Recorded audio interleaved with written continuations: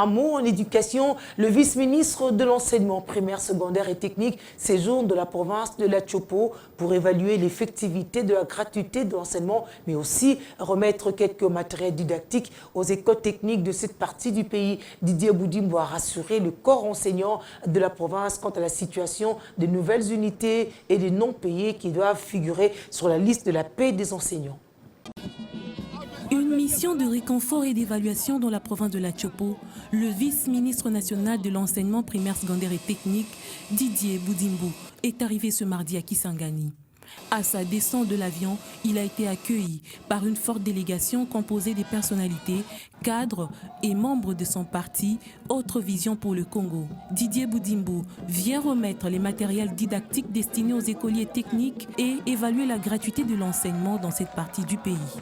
On a une séance de travail demain qu'on fera avec le ministre provincial par rapport aux matériels qui sont arrivés ici, qui ont été financés par la Banque mondiale, mais grâce au gouvernement congolais et au chef de l'État. Donc c'est ça ma mission. Et à part ça, nous devons aussi évaluer la gratuité. Et on aura le temps de voir comment la gratuité se porte au niveau de la province et de la ville de Kisangani. À la question sur la situation des nouvelles unités non payées, le vice-ministre a donné des assurances. Les NP, on a dit que cette histoire va prendre fin à la fin de ce mois parce qu'ils seront pris en compte, ils seront payés.